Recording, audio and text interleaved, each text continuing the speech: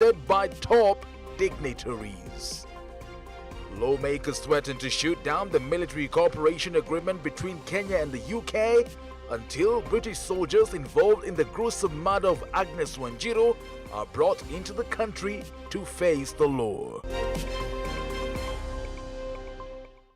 Glad you're watching. Send in your feedback and comments to our SMS line 111 at Switch TV Kenya and at Lincoln Ombogo on all social media handles. All 30 minutes of the broadcast begins now. 11 people have been confirmed dead and 9 others left in critical condition after the minibus they were in overturned and plunged into a river in Embu County. The 21-seater from Ketno Sacco, believed to have been transporting the elderly from Momenje to Siakago, was carrying 3 times its capacity before it lost control and plunged into a river. Our reporter Bron Mwenda with a story. These were the scenes at Kirie Siakago Road, Embu County, 9 a.m. today. Onlookers hoping to find their loved ones safe and alive after this grisly accident.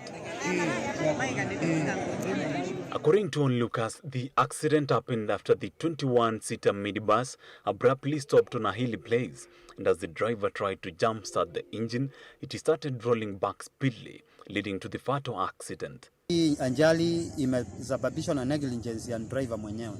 Gari nasikia iliisha mafuta na kuisha mafuta wakaweka mafuta, kaenda kugurumisha ikakataa. Sasa akaona asitue hii gari. Sasa wakati ameenda kuzitua na anastua rivers, wakati imenjaa watu ikiwa over capacity, sasa ikakosa kusimama. According to the Eastern Region Commissioner Isaiah Nakoru, 11 people have passed on, while 9 others have sustained serious injuries and currently receiving treatment in Embu Level 5 Hospital, while 41 others escaped with minor injuries during the accident. Elezo pia kwamba hiyo basi kazi ile ilikuwa inafanya ni kubeba mboga, na bahati mbaya pia ni kwamba wale leo waliumia ni wasee. Wale walikuwa wanakuja kujiandikisha kwa mambo ya inua jamii. Preliminary investigation indicated that the vehicle had been flagged as unroadworthy by NTSA last year after failing an inspection test. At the time of the accident, the bus had carried 61 passengers, 3 times its capacity. Reporting for Switch TV, my name is Bron Mwenda. Sad story. Thank you, Bron Mwenda. 3 people have been confirmed dead and dozens injured in a triple suicide bombing explosion at the heart of Uganda's capital, Kampala. So far, no terror link group has claimed responsibility for the attack. Shilanga Teach with more details.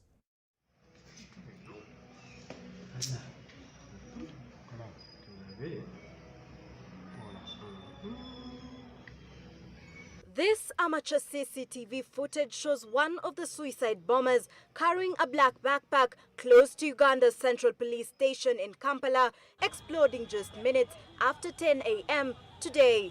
Minutes later, another one explodes at the Parliament Avenue. According to the Ugandan police spokesperson Fred Enanga, 2 other suicide bombers detonated themselves while disguised as border riders. The spillover effect from the bomb covered the radius of about 30 meters. The police also say a 4th suicide bomber was intercepted before his explosive jacket went off. Uganda's capital, Kampala, being left in confusion, almost brought to a standstill with the streets covered in shattered glass. So far, 3 deaths have been confirmed, with the police spokesperson saying that 33 people have been injured, with 5 in critical condition. Despite no terror attack claiming responsibility for the attack, security forces in Uganda have linked it to the Allied Democratic Forces, a rebel group in Uganda working with the Islamic State group in DR Congo.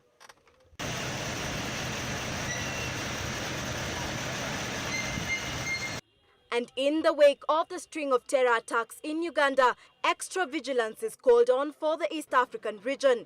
This coming after the UK government updated its Uganda travel advisory to say extremists are very likely to try to carry out attacks in this East African country. Shilangatich, Switch TV. Our hearts and prayers go out to our brothers and sisters in Uganda. Thank you, Shilangatich. Meanwhile, Interior Cabinet Secretary Dr. Fred Matiang'i has urged Kenyans to be more vigilant in ensuring they are safe in the wake of the escape of the 3 terrorist suspects. The escapees were being detained at the Committee Maximum Prison under separate accounts of instigating terror attacks in Kenya between 2018 and 2020. These totals to 8 dangerous most wanted suspects. The prison wardens who are on duty during the prison breakout of the 3 suspects have been arrested and are expected to be arraigned in court. The Interior CS, Fred Matiang'i, has said the government is conducting a thorough investigation to get the circumstances under which the 3 convicts escaped the highly guarded prison. The Directorate of Criminal Investigations, DCI, has offered a bounty to the 3 escapees: Musharraf Abdallah Akulunga, Elias Zarqawi, arrested attempting to bomb the Parliament building; Mohammed Ali Abikar, who is linked to Garissa University attack; Joseph Juma Odhiambo; Elias Yusuf, who was arrested in Somalia trying to join the Al-Shabaab. The prison break in Kenya has raised eyebrows even more after the Kampala bomb blast that has left 3 dead and a couple of Ugandan citizens wounded. The incident in the neighboring country is more than coincidental and is sounding an alarm that the East African region is in high risk of terrorism attack ahead of the December festivities. Last week, Friday, the president held an emergency security meeting after the U.S. National Intelligence Service issued a terror attack alarm on Kenya. Reporting for Switch TV, my name is Joan Kutuny. Thank you, John Kutuny. On other stories, Anne Kananu Mwende has been sworn in as the 3rd governor of Nairobi County. Kananu took an oath of office in a ceremony attended by top dignitaries allied to Jubilee Party, among them Embu Governor Martin Wambora, Nairobi Metropolitan Services Director General Mohammed Badi. Kananu kicks off her tenure for the next 10 months before the August 2022 general elections. Maram Jahid with the details.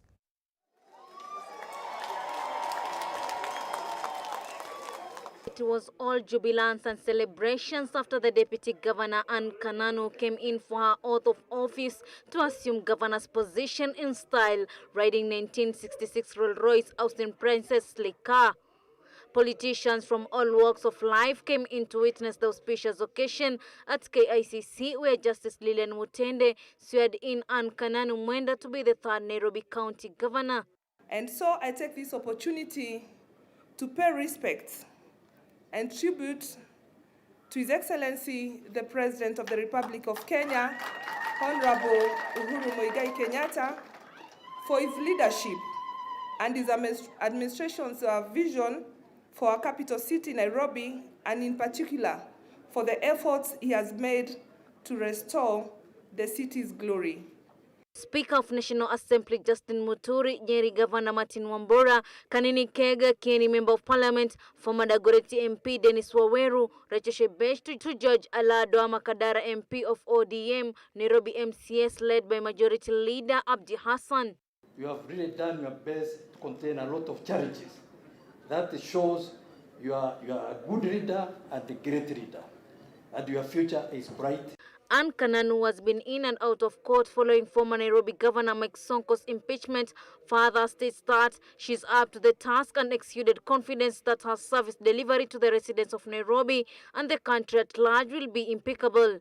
Further, to ensure that Nairobi County government is effectively functioning, I commit to work in collaboration and in harmony with the Senate, the national government, Nairobi County Assembly, Nairobi Metropolitan Services, development and diplomatic partners, the business community, and Nairobians at large. Anne Kananu has been acting governor since the ouster of Mike Sonko in December 2020. Her swearing in comes weeks after the Supreme Court dismissed an application filed by the former governor challenging her appointment. The new sheriff in Nairobi County now has the mandate to appoint deputy governor.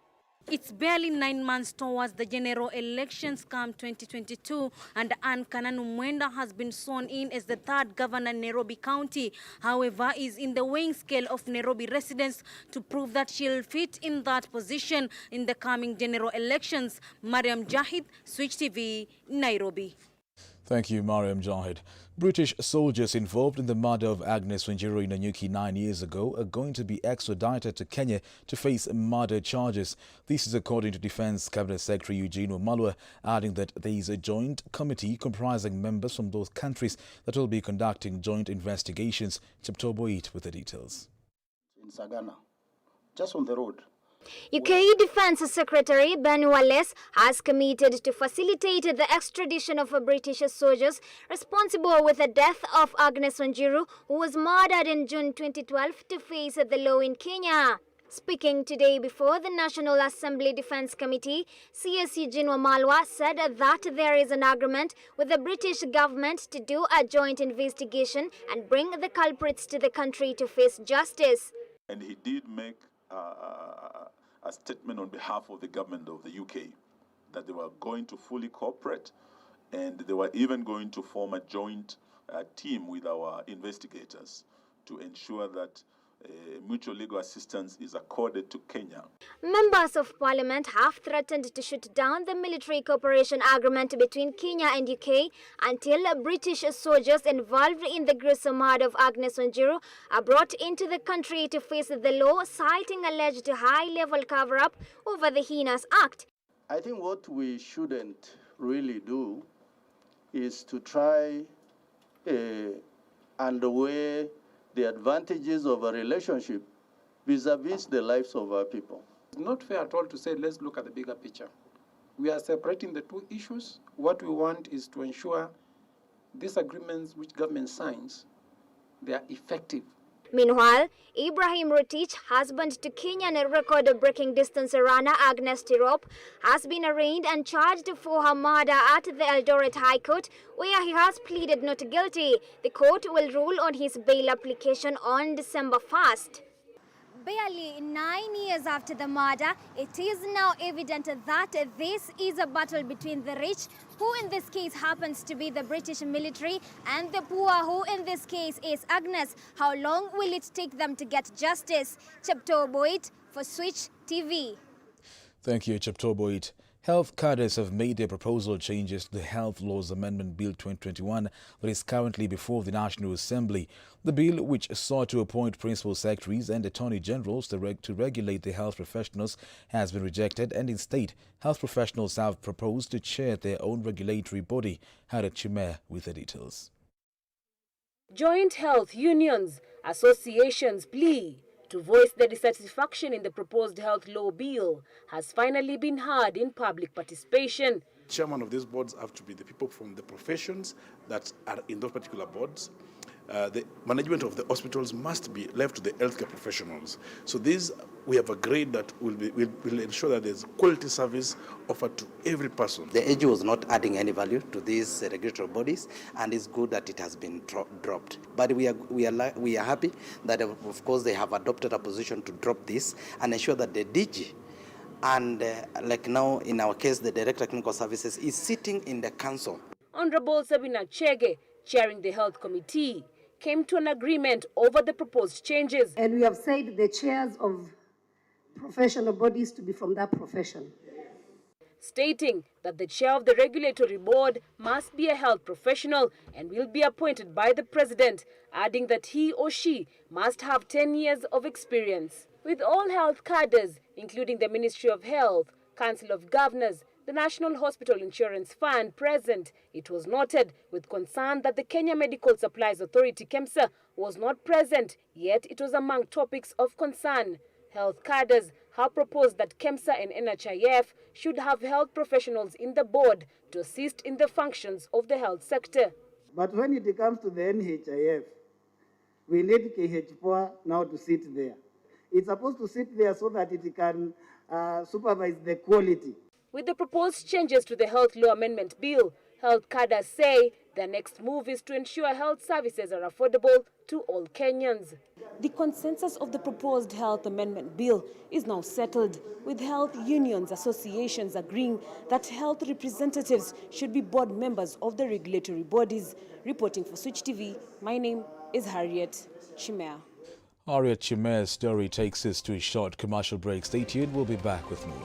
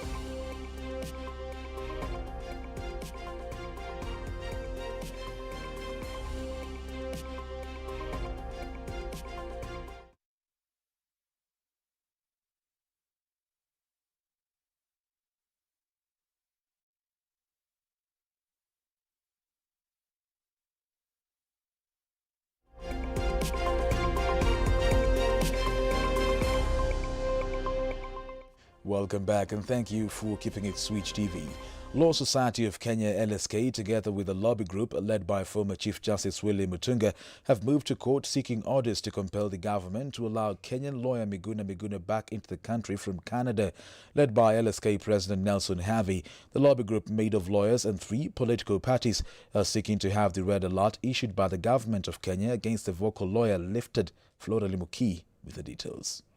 A somber mood at the United Green Movement Party headquarters, where top lawyers in the country congregated to solve the Miguna quagmire. And here, they minced no words.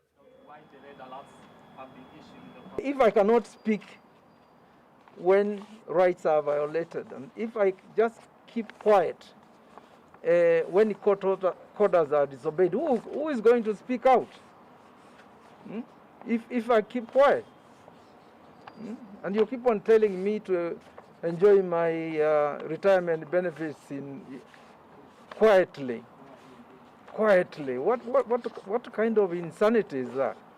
The group, made up of the Law Society of Kenya, the first Chief Justice of the Republic of Kenya, Willie Mutunga, and 3 political parties, has now moved to court to compel the government to allow the outspoken lawyer back in the country. That we have already gone back to court.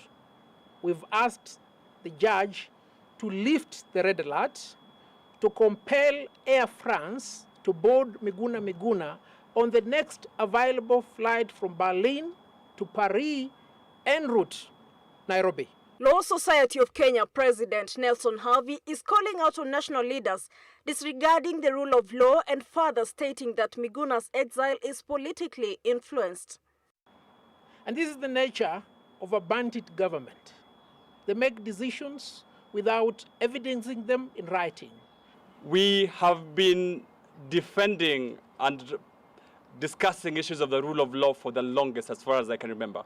The process to bring Miguna back has several fronts.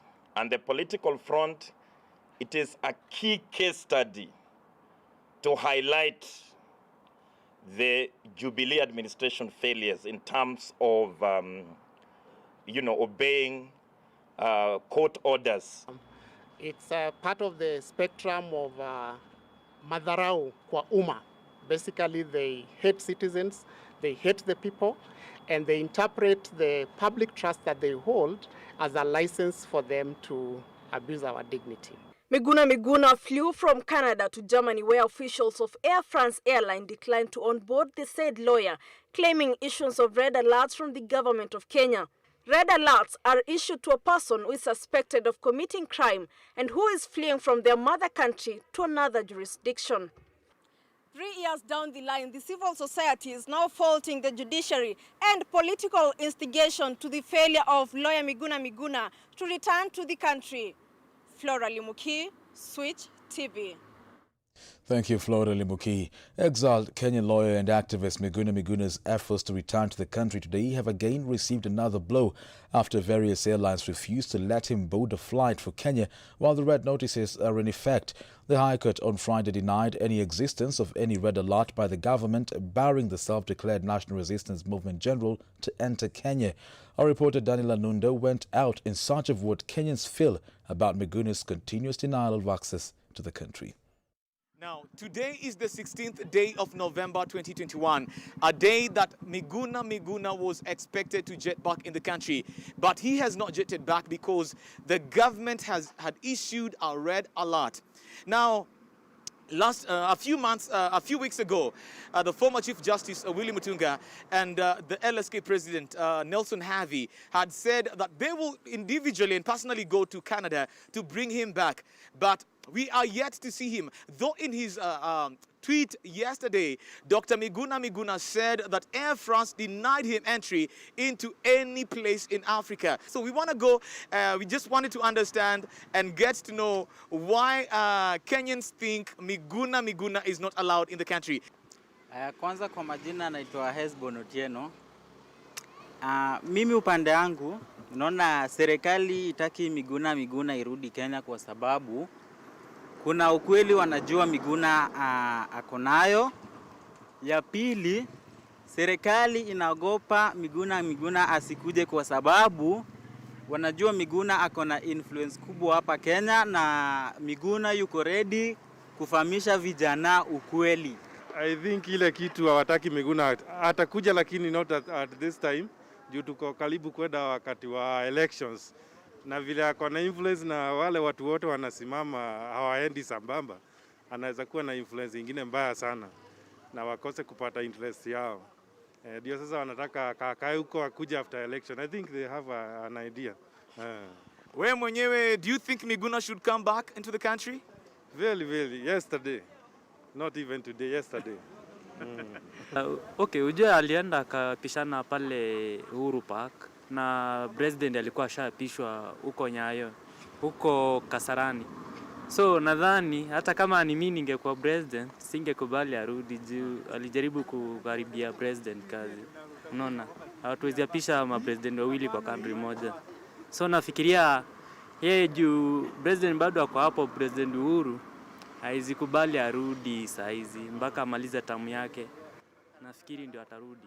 Na sababu kuu ya Miguna, the reason why Miguna was thrown out of the country is because Miguna aliswear in Raila Odinga as the people's president. But why is it that Raila is still in the country, the one who was sworn in, lakini Miguna haruhusiwi? Sababu ni gani? Okay, nafikiri ujue Raila angefurushwa juu pia alikuwa na haki zake. Hata tuliona venye ilikuwa inafuatiliwa kotini. Kuna venye mchezo ilikuwa hapo. Lakini saa akaapishwa. Sasa mwenye alimwapisha nafikiri ndio anaangaliwa sana kuliko mwenye aliapishwa. Juu yeye alikuwa shaapishwa kama people president. Okay. Na kuhusu the same question about Raila. Why is Raila not being affected? Because he's already in the handshake as a handshake partner na Uhuru Muigai Kenyatta. I think ile kitu waliona, unajua Miguna hakuwa na influence kubwa kama Raila. Waliona Raila wakimchokoza wamletee shida, nchi itasimama. Ndio maana wakajaribu kuchukua yule mtu hakuwa na nguvu sana. You have heard it from the citizens of this country, a young man right here telling me that they feel that Miguna should be in the country like yesterday. But what we will do is to wait and see whether the red alert will be lifted and what the former Chief Justice Willie Mutunga and his counterpart, the LSK President Nelson Havi, will do, or the next step that they will take towards this whole issue. Reporting for Switch TV, I'm Daniel Anunda.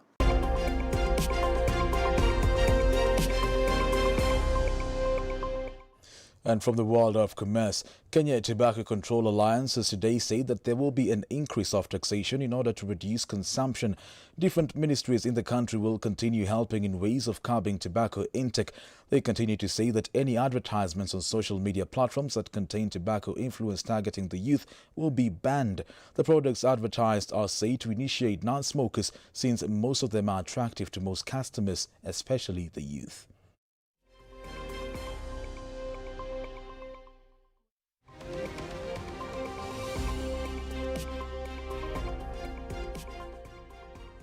Meanwhile, the Kenya Medical Supplies Authority KEMSA board has issued a passionate appeal asking several county governments to prioritize settlement of more than 3.9 billion shillings pending bills to the authority. Speaking when she addressed stakeholders in the pharmaceutical sector and medical associations, KEMSA chairperson Mary Modime said the settlement of the bills will help accelerate reforms at the authority. According to Modime, some county governments had extended much needed support to KEMSA by prioritizing the settlement of the bills to keep the authority's cogwheels running as the organizational reforms to address systematic effects.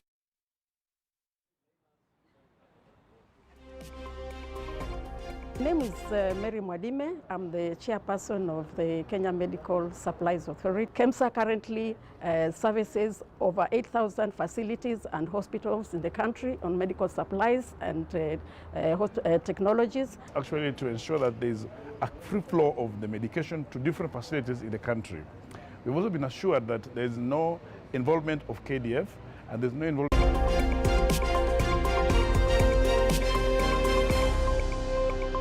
And from the sports desk, It's All Systems Go was a two-car team Go Gears app for the penultimate KCB RCS Thika Rally, which is programmed to start and finish at Mount Kenya University on Sunday.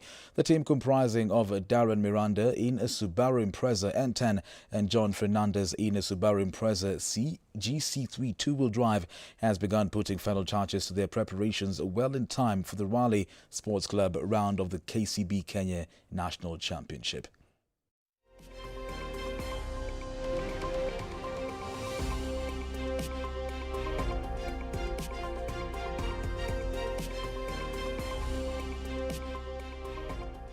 Moving on, in last night's World Cup qualifiers, North Ireland drew 0-0 Italy, forcing Italy to go on playoffs. Take a look.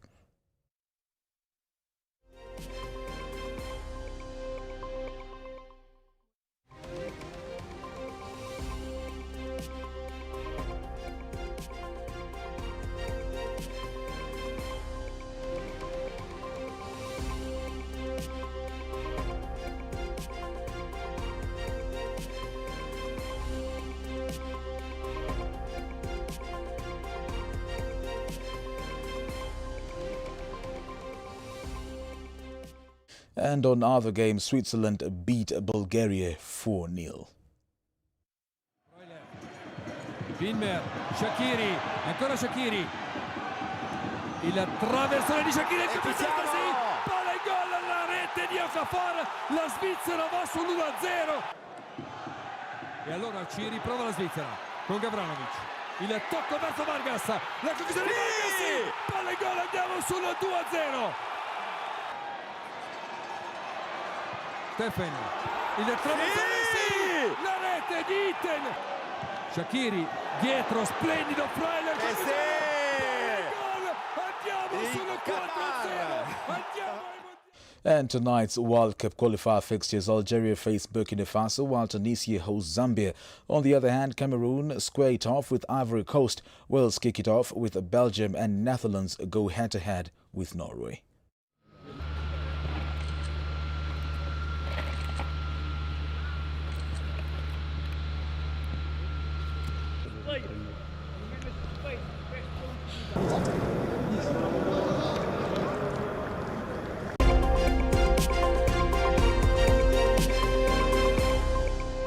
Well, that sports story marks the end of our news broadcast tonight. Many thanks for watching. I am Lincoln Wambogo. Sign language interpreter is Michael Maithia. My director has been Bobby Ogola. Enjoy the rest of your viewing. Good evening.